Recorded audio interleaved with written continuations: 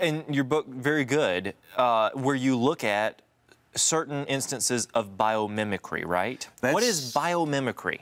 Well, see, biomimicry is when human engineers try to copy from what's in nature. And often they're finding whole new ideas that no one had ever thought of before. And people think, what wonderful engineers, how brilliant they must be to design the copies, but the design of the original clearly deserves more credit than that, right? Yes. I mean, so many things that we wouldn't have thought of as being even realistic. All right, so we want to look at some examples of biomimicry, but I would love to start with the bat because I think that that's a fascinating example.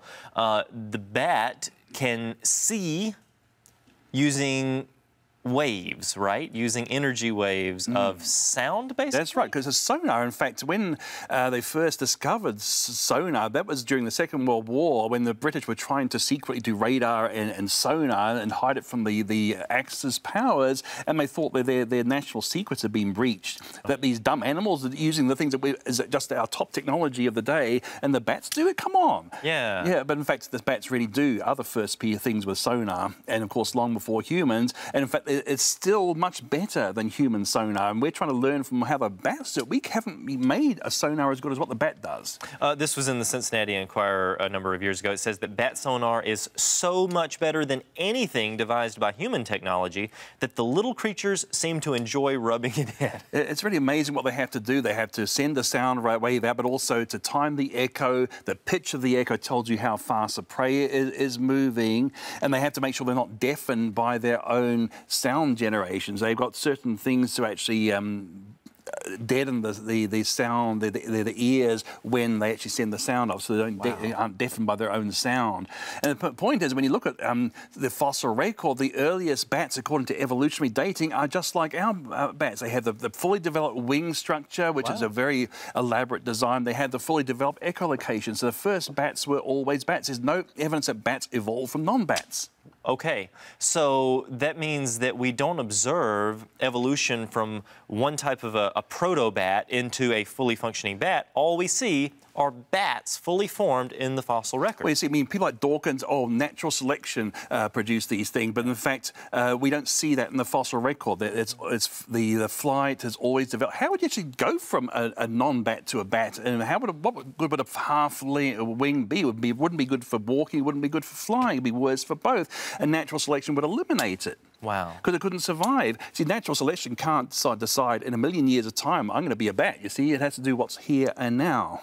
And the transitional forms they propose would not work. And same with the echolocation. It's so many things working together in concert without any of them, unless they're all working, it wouldn't work at all. So natural selection couldn't build it step by step. Now, we've been told, and correct me if I'm wrong, that bats can determine echoes 12 millionths of a second apart. That's correct. Is that good science? Well, no, actually, the best man-made is about 12 millionths of a second apart, but the best bat is actually about half that. Ah, so even better.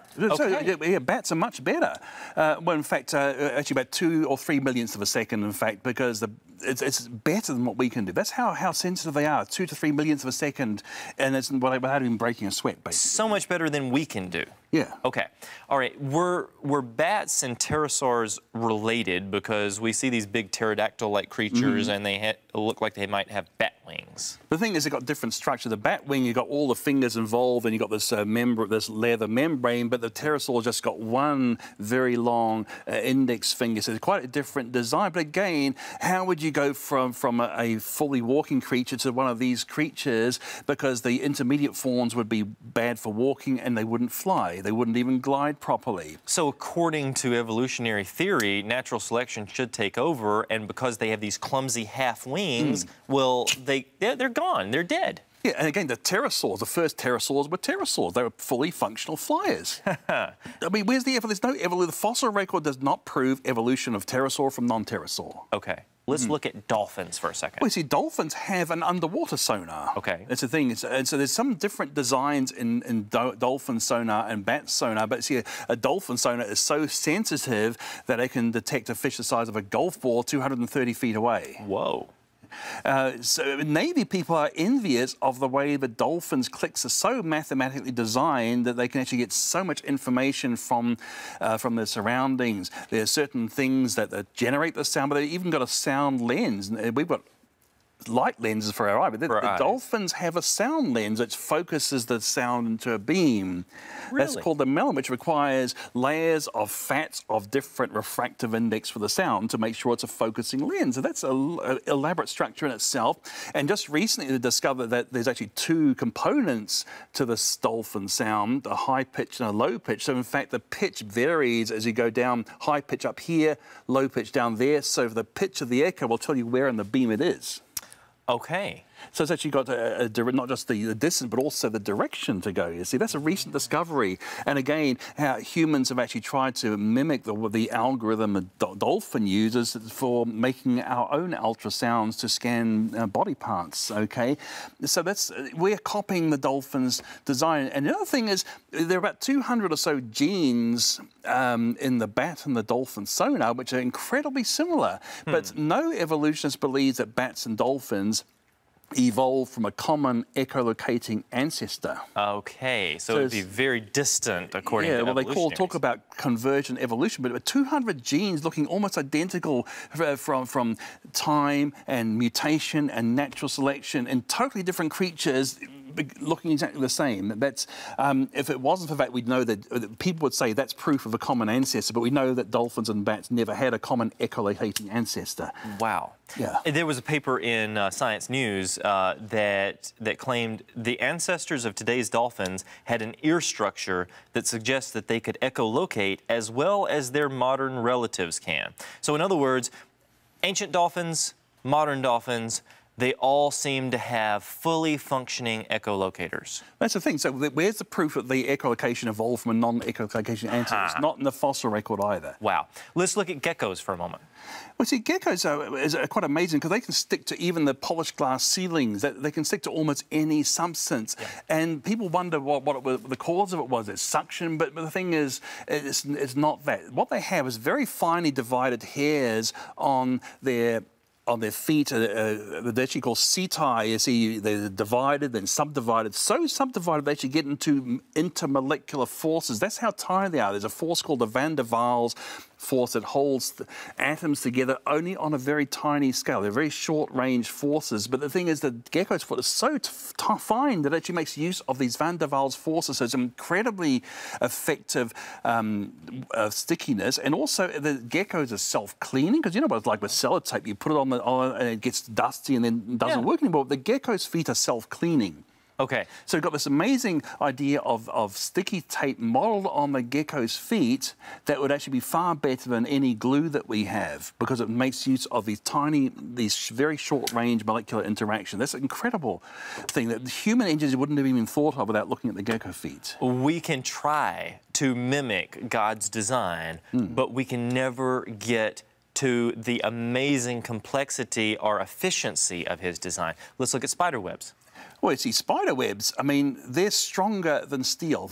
Weight by weight, it's a stronger fibre than steel is. And again, because of the way the proteins are organised and they have interaction between the different fibres, it actually makes it stronger than steel. I mean, you think of Spider-Man as a movie, but in reality, the thickness of the web you see on the movie could probably hold up a truck. That's how strong it is. Wow. Much more than what you need for a man. If it was enough for a man, you wouldn't be able to see it on the TV. It has to be for a special. And also smart glue, because a spider doesn't want to get trapped on its own glue. So it's a glue that actually changes stickiness depending on how fast the insect is, you see, so it doesn't trap the spider, but trap the insect. Because the spider can move up and down on its web all day long, but when an insect hits it, it sticks.